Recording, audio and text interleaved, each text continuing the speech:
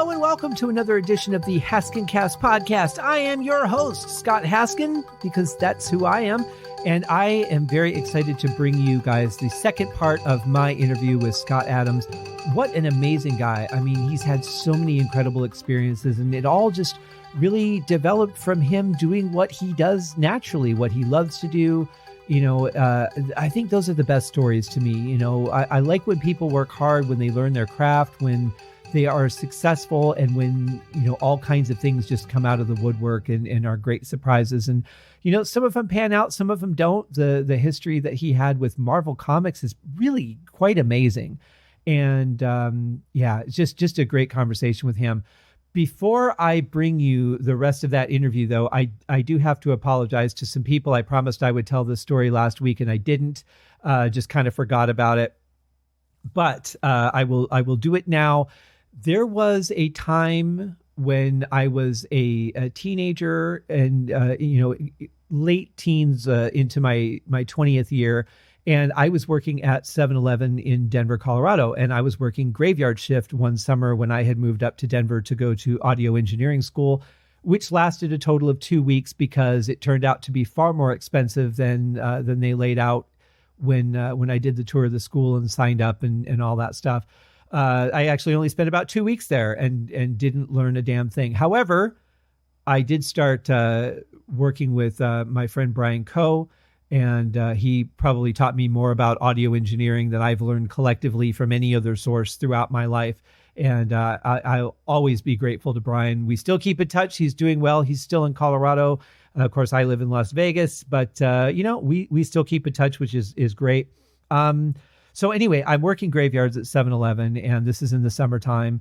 And now my store that I worked at, I don't know if it's still there or not, but it was on West Colfax, which was, you know, starting to get into one of the more questionable areas of Denver. It was down the street a ways from the restaurant Casa Bonita, which you guys may have seen on a South Park episode in one of the earlier seasons when their voices started to change and they got into the fourth grade or whatever it was. But I was working graveyards, and at the time it was legal to work by yourself on a graveyard shift in a convenience store. And we didn't have cameras. There was, you know, we had the safe and everything, but there was no camera. We had gas pumps at the store, which was an interesting challenge of its own. So this was before pre-programming also. So like people could just, you know, I don't remember how it worked. It's weird to me now thinking about it because we live in the world of you can't pump a drop of gas without paying ahead of time. But somehow it worked back then. And so we would get a lot of gas robberies and stuff like that at the store. I spent far more time writing incident reports than I ever did doing any work. It was not the greatest place, you know. But we had this guy come in one night. He was a young kid and he wanted a pack of cigarettes. And, you know, I'd seen him before. I'd seen his ID. So I knew it was okay. He was over 18 or I think it was 18 at the time. He had to be to buy cigarettes. I don't know what it is now. And, but he got a pack of cigarettes because we had the overhead bins. So we would have to reach up to get most of the brands. We didn't have them on the counter because people would just steal them. So he requested a pack of cigarettes. I think it was like a pack of Newports or something. And as I reach up to grab the cigarettes, as soon as I get my hand on him, he reaches out and just stabs me. He just slices across my arm with a knife. Now, he didn't get me too bad. I still have, you know, a slight scar from it, but nothing life-threatening, no arteries or anything like that. But, you know, of course, the cigarettes come tumbling down out of the thing, and he grabs a couple packs and runs out the door. You know, not worth my life. If he, you know, I don't care. It's a pack of cigarettes. The store's insured, whatever. I'm not there to be put in jeopardy, although, you know, I often was. So I wasn't happy with that. Now, fortunately, the police patrolled the areas very frequently. In fact, I think it was the very first season of Cops when they were in Denver. They drove by that store a couple of times, which is pretty normal. I mean, we had them out there all the time. But then a couple of weeks later, I had another guy come in and, you know, this is probably like 2:33 in the morning, and he gets a couple of frozen burritos. And, you know, there's a lot of people that are out around this time. So it's not, you know, too uncommon to have people coming in and getting snacks or whatever.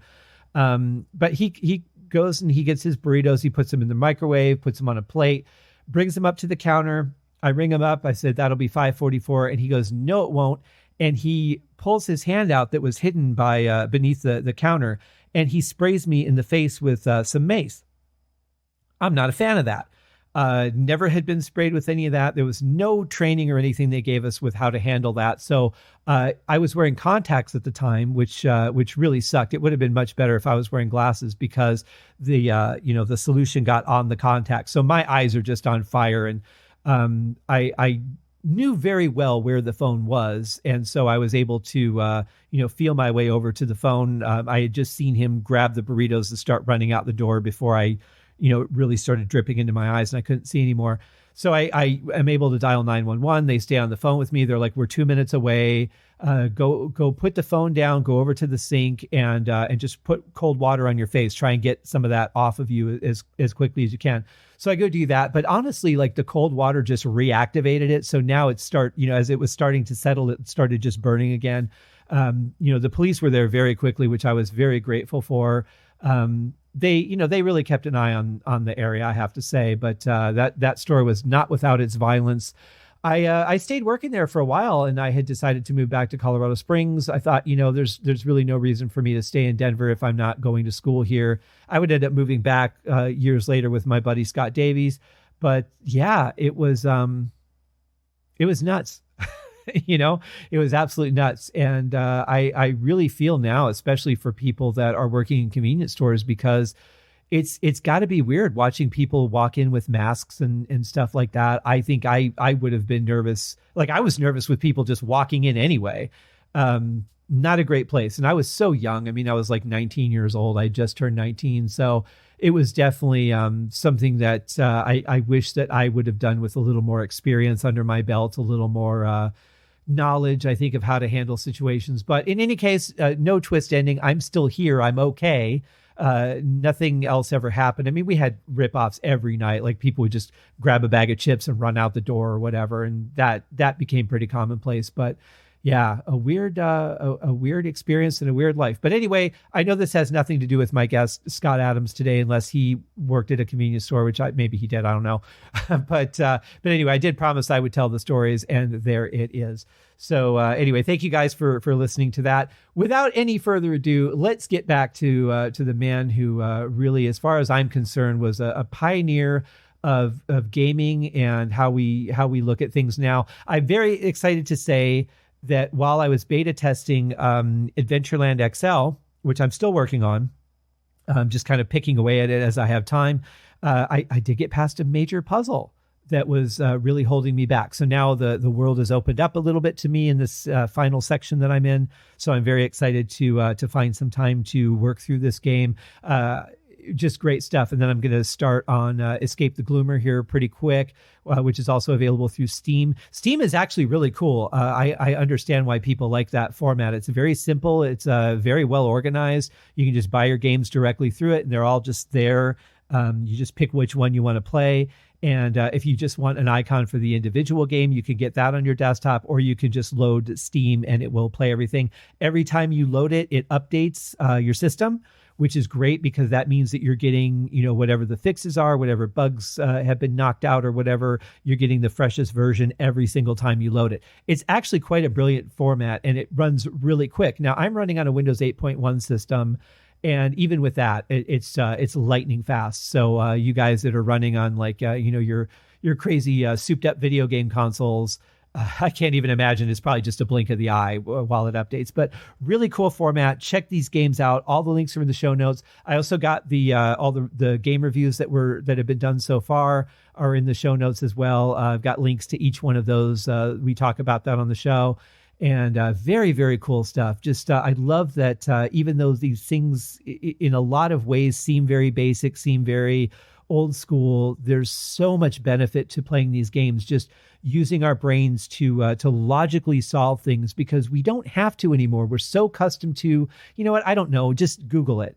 And we aren't using our brains the way that we could, or the way that we should be, developing those skills, because they're going to come in handy at times. And I think it's very important. So, and not just aside from the entertainment value, I mean, these games are challenging. They're fun. They bring you to these amazing worlds and landscapes that you get to imagine. And it's like reading a book that you can change the course of, or you can, decide certain things, how they're going to happen. Just really, really awesome stuff. So I can't tell you enough how much they've impacted my life in a positive way. So of course, I want you guys to go and check them out too. So anyway, there's my spiel. Let's talk to Scott and see what else we uncovered in this interview.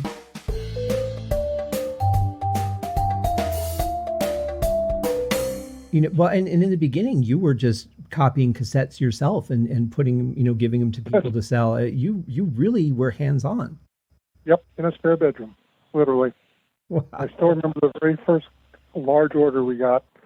I was living in Florida, and we got an order, and I honestly don't remember if it was 25 or 50 tapes. I think it was 25. From a far-off, distant land that I'd only heard about and never visited, and that was Illinois. I grew up in Florida, lived in Florida, never went to Illinois, from Chicago. And there was a TRS-80 Radio Shack there. The fellow's name was Manny Garcia, and he ordered 25 tapes because he had heard about the game and wanted to sell at retail.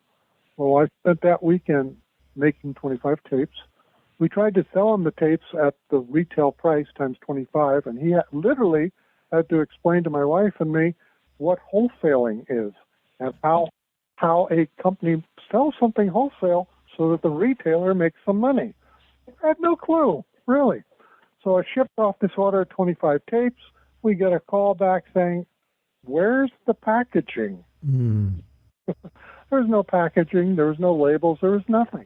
I said, "Packaging? You need packaging? You can't just sell the blank-looking tapes on your counter?" He said, "No." I had to come up with packaging. That was an interesting journey.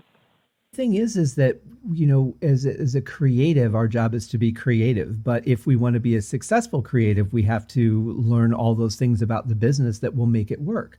And word of mouth was not an easy thing back then. You didn't have the internet. You didn't have such simple mass marketing like we do today. And everything was a challenge then.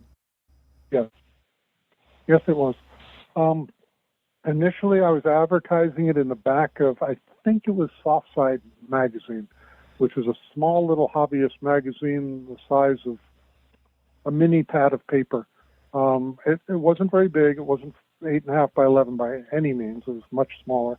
And it had some good articles in it. And then there was a classified section in the back.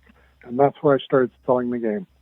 And I think that's how Manny heard about it.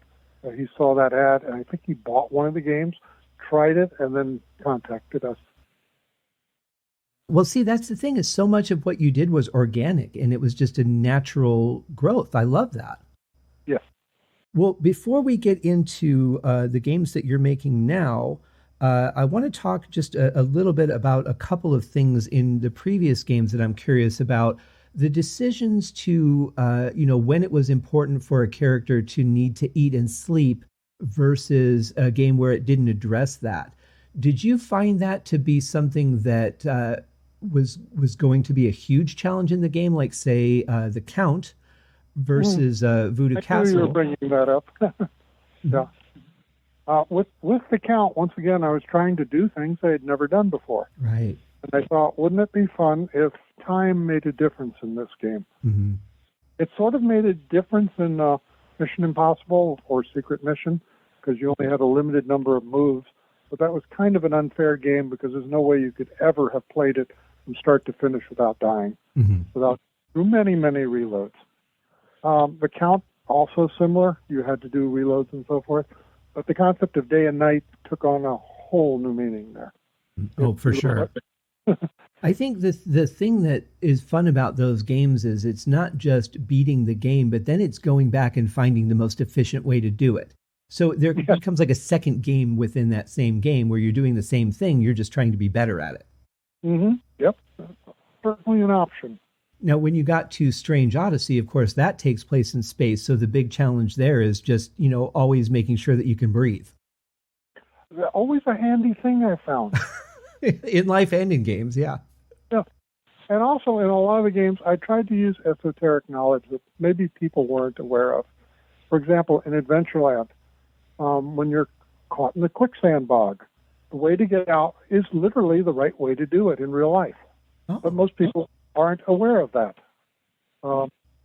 There are other places. There's a snail in Return to Pirates Island that really behaves like that snail's supposed to behave, etc. There is a lot of places I was trying to help people grow their knowledge of what was going on around them. Some of the fans wrote back and said, I had to get a dictionary or an encyclopedia to look up some of this stuff, figure out, what am I doing? Ghost Town. When you're digging up stuff, what are you going to do with all these materials you end up with? Right. Yeah, that was one of my favorites, because it really made you look at an object and say, okay, you're telling me that this is this, but I know that's not what it really is for the game. This is the most basic description you can give me, and part of my job is to figure out what this actually is. And what you're going to do with it. Exactly. How did the Buckaroo Banzai game happen? Oh, I'd forgotten about that. Yes. Again, this was the company came to us, and I honestly don't remember if it's Universal or Paramount now. I don't remember. They decided they wanted to come out with a cult classic movie. That's what Buckaroo Banzai was going to be. And they were going to start fan clubs around the country. They were going to start this big franchise. And one of the things they needed to do is also have a computer game tie-in. And so that's why they came to us. Would we do the tie-in for them? Most of Buckaroo Banzai was written by others on the staff. I just lent a hand and did editing on it.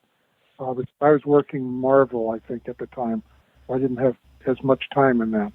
But the game that came out, I thought, was very good, and I was very pleased with it. They came up with a good idea and a good way to implement it. The neat thing was, when we got this agreement going, and one of the things we said, well, we would like to see the movie, and this was long before it was out in the theaters, and they said, okay, we'll send you a pre-release tape of it, and you got to sign all these documents and everything, make sure it doesn't get released. So we did, and they sent us the tape, and it came in, and it was like it was a 4-inch video tape. I was expecting VHS or Betamax. Right, yeah. So I had to go back and tell them, we can't actually use this. Could you send a VHS tape instead? What machine did that work on? It is high quality. I don't remember the name of it. It was a high quality studio tape. I think it was 4 inches wide. No, or maybe 2 inches. It was like twice the width of a VHS tape. But not a public consumption thing. No, not at all, because it required a $10,000 machine to run on. Gotcha. Well, and the game was great. I really enjoyed playing that. I felt that it was very much on par with the film, and that was a fun one for sure. But you didn't write all of the games that came out. I know that Alexis Adams wrote one. I think, was that Voodoo Castle? Yep, Voodoo Castle was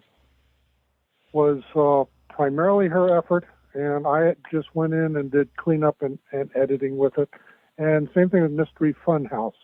There I did more of it, and then she finally decided she wasn't interested in writing any more games.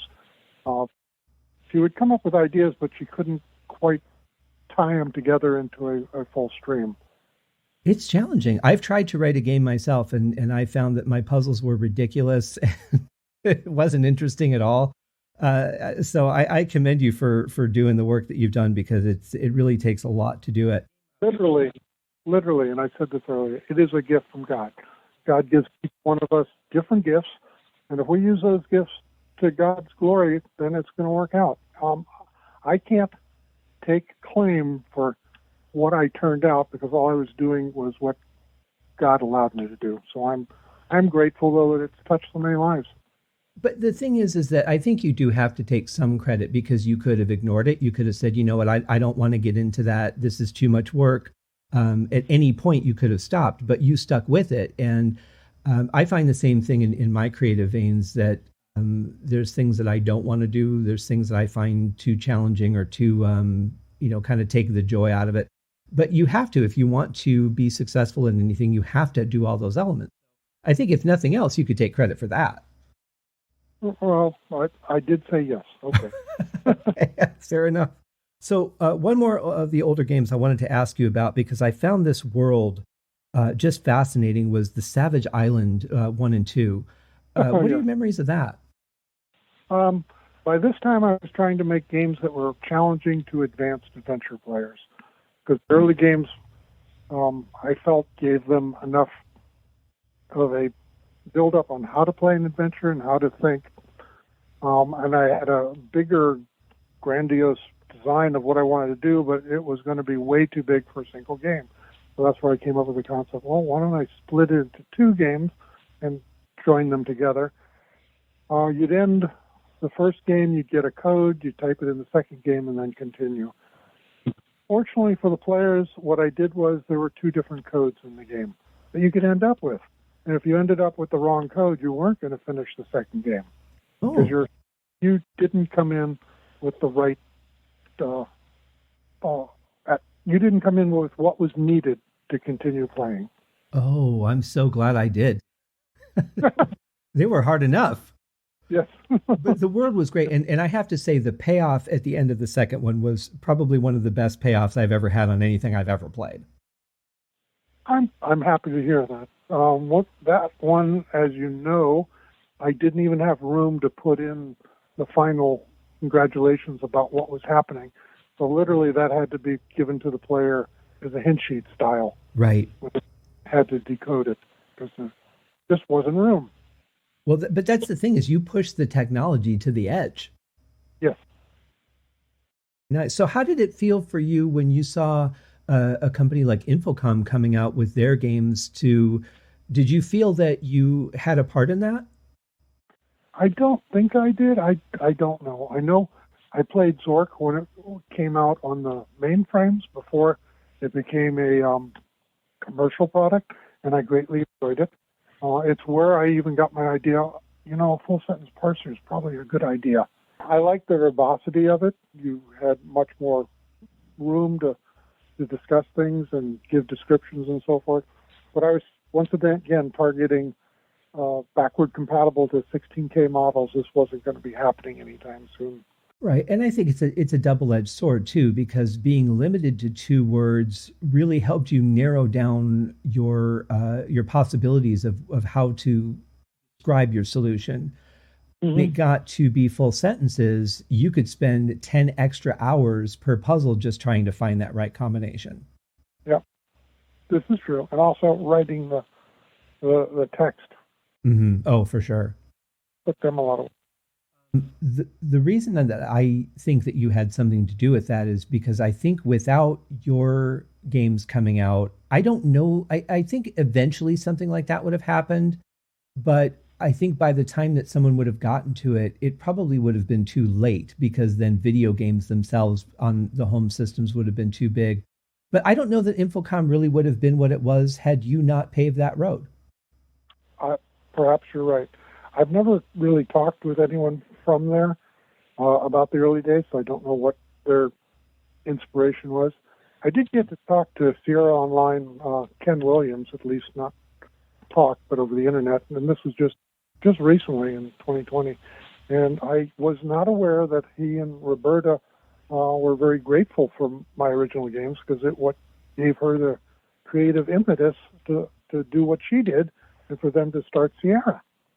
So that one I do know about. Infocom is, honestly, I don't know. It's open to speculation. Yeah. I see so many similarities in what they did. It's like they took what you did and they said, okay, let's find a way to do it differently, but do it her way. Roberta was the creative side. Ken was the technical end, and Roberta just used her gifts in a very good way that a lot of people enjoyed. Mm-hmm. Yeah, they came out with a lot of great games.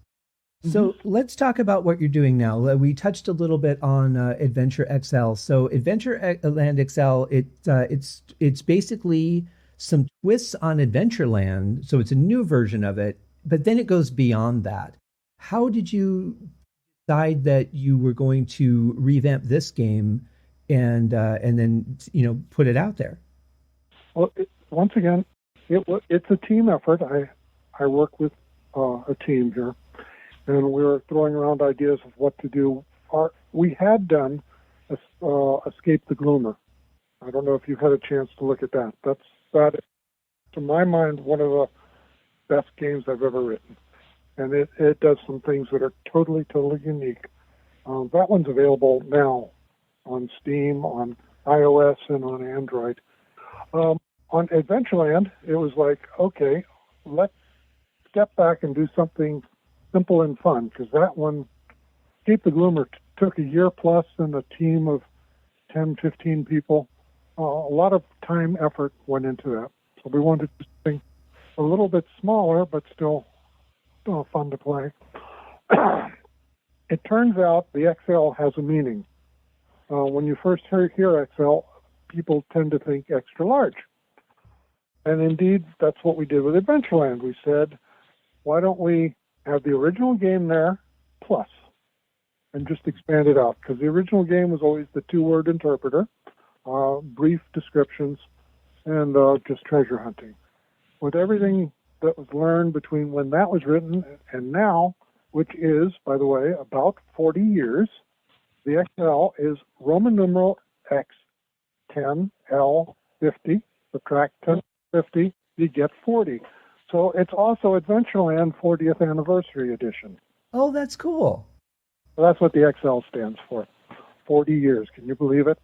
Amazing. Now, for those of you who are listening that are familiar and have played Adventureland, I don't want you to think that you're just going to go play this game and walk right through the parts that you know, because you have changed some things. Yeah, just to make it interesting. As soon as I saw that, immediately I was like, oh boy, I might have bitten off more than I can chew here. But it's fun. I love that you did that. And we tried to bring it up more to 21st century standards. You don't have to order a hint sheet anymore. Anytime you're in the game, you can say, give me a hint. And it will then lightly try to help you along. And it is very gentle, but helpful. I'm so torn back and forth, though, because I don't know, for me personally, and I came to this with Return to Pirates Isle too. I'm like, I like having the graphics, but I'm so used to letting my brain do that part and not being, depending on that for clues or looking too into it for clues. I don't know which I like better as a player. One of the things we're doing is also, we did with Escape the Gloomer, we haven't done with Adventureland yet. So I did do with Return to Pirate Island 2 and The Inheritance. Those are two other games I did since the year 2000. What we're doing is trying to make sure the games are blind compatible. Mm. And so anything that's in a picture should not be needed to play the game. Like that. So 100% description only. Yes.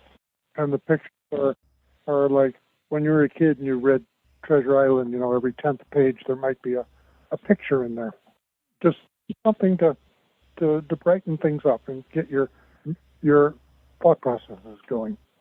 Well, I want to tell you about something that you may not know.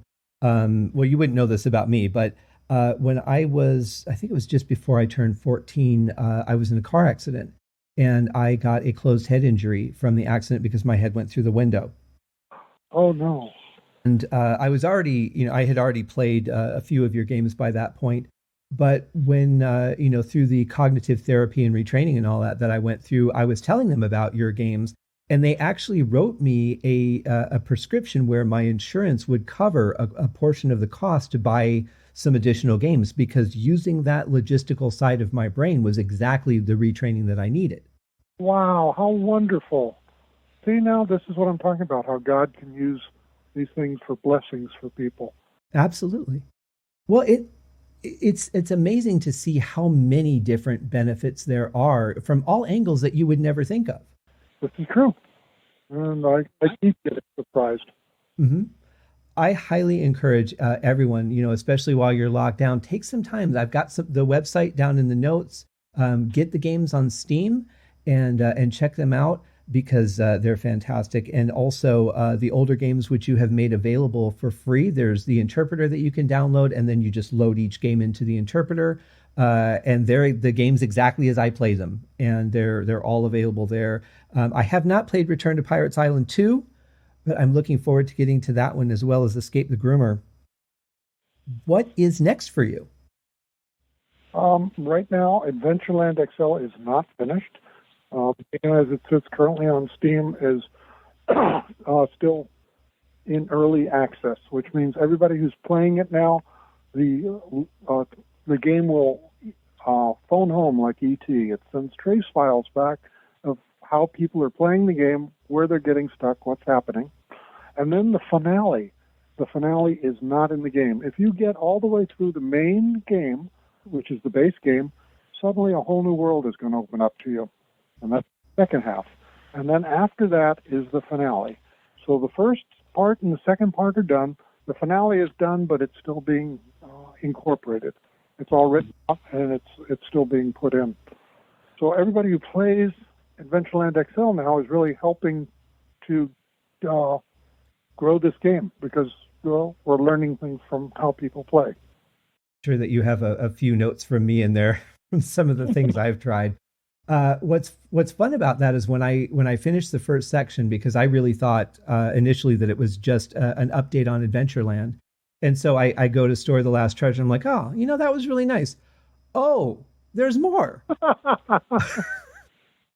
Was it a good surprise or a bad surprise? At first, it was a little bit of a drop because I'm like, I don't know if I can handle this the way that I used to. But then I got excited about it because it's new worlds to explore. It's new puzzles to solve and new ways to work my brain. Okay. And I tried to use, in the second part, common myths in society that gave us joy as children. Mm. So see what you recognize in there. Now, the real magic of this, as you explained to me in an email not too long ago, was that you can't mess up. Yes. You should never start the game over, ever. It's amazing that you've developed it that way because in most of the games, in adventures in general, save game often because anyone save early, save often. Yeah, you could just walk into a room not holding the right object and die. Yes. But I like that you've worked it in a way that the game is manageable no matter what you do because it relieves that frustration of having to learn by death. No, you cannot ever do anything wrong. There will be consequences, but it's not game over consequences. Right. I'm loving digging into this world, and I'm really just fascinated by the ability to find new things to do with this. I know people still write text adventures, yes, but there's something that I've always found charming about the games that have been under Adventure International, and I say it that way because you didn't write them all, but all of them had that consistent charm to them. There was something compelling about the story, something that made me want to finish it beyond the sense of accomplishment because the stories themselves drew me in. Good. I'm glad to hear that. Nothing got published at AI that I didn't first approve. So it had to tickle my fancy first. Sure. Were you able to enjoy the other games as a player as well as a developer? I had to because I also had to help edit them. So I had to go through and see that they were the right quality and didn't have problems. Makes sense. I'm glad you did, obviously, because they're all quality. I'm glad that go through. You asked what else I was doing now. I still have something else I'm working on. And that is a 2D action game. It's a very short game. You can play the whole game in 10 minutes. Doesn't require much skill, doesn't require much learning. We're doing this as a contract work with another company that was wanting to get into the market. And I've been working on this one also for last year, and it's just a great deal of fun. That one's out there now. It's not been heavily advertised. It's sort of a soft release at the moment as we're scaling it up. But the name of the game is Final Pilot, Final, Final Pilot, Pilot. So if you go to finalpilot.com, it's playable now. It's either in a web browser or there's also a Windows app. If you've got a Windows machine, I recommend playing the Windows app version. on any other machine, then just play it directly in your browser. And it's very simple rules, very easy to pick up. It's sort of a battle royale type game where you and up to 60 of your closest friends and enemies may be joining you, plus a number of AI ships will be joining you. So it's just a little shoot 'em up, seeing who can be the final pilot. Well, you gotta balance the intellectual problem solving with some hand-eye coordination.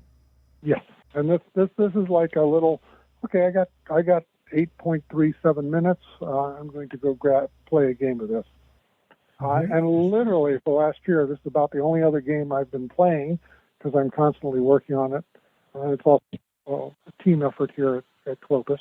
And by the way, I didn't mention that. The name of the company is Clopas, Clopas, and it's clopas.net, N-E-T. So you can go there and see what we've been up to. I will put that in the show notes as well, so people can just click on it.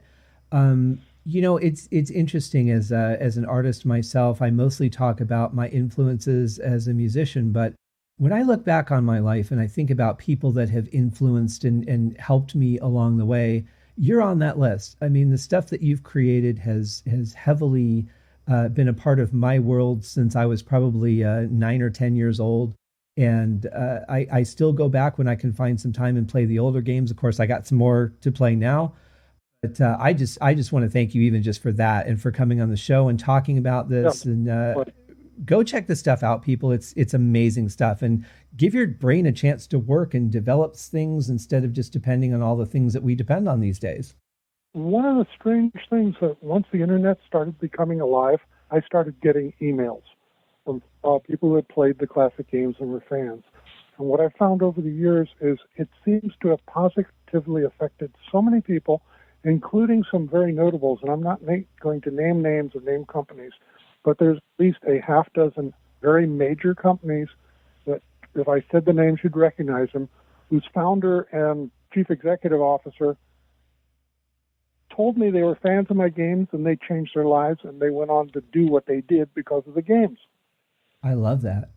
This is God using my efforts to direct people. And it just humbles me and boggles my mind. You know, it's interesting whenever somebody tells me that, one of my songs kind of helped them through a depression or something like that, the feeling is it's just untouchable. Yes, because you know that your creative ability was positive for someone else, and that's such a wonderful feeling. Exactly. I think my greatest joy is when I get to watch somebody playing one of my games. I just enjoy it. I like seeing how they approach things, where they're going, and so the trace files are fun. I like reading through those, but it's even better when I'm actually there watching them play and seeing their expression and listening to what they're saying. They're alive. Well, if you've read any of my trace files for Adventureland XL, I'm just going to say right now, I'm sorry. I am sure that they were very good. Well, I can't thank you enough for coming on the show, and I wish you the best with these new games. I love that you're still using that creative bone that you have and making new things for us to enjoy. Thank you very much, my friend. It has been my extreme pleasure to talk with you, Scott, and to talk with everybody who's listening to this show. And once again, I say thank you to God for being able to do this and being able to reach out and touch people with this technology. So God bless you all, and just have a wonderful 2021. I know 2020 was kind of interesting, but here's to a great 2021 for everyone. Interesting is a very polite way to put it. Indeed. Yes. Thank you very much, Scott. Come back and see us again. I certainly will. You take care. Happy adventuring. Like that. Even after all these years, I'm just blown away by what Scott has accomplished, and I really have to wonder how differently things would have developed had he not given us the gifts that he's given us over the years, especially, looking at where things developed from there. And I definitely have to give him some credit for what he laid down at Infocom took the reins and ran with as computer technology developed.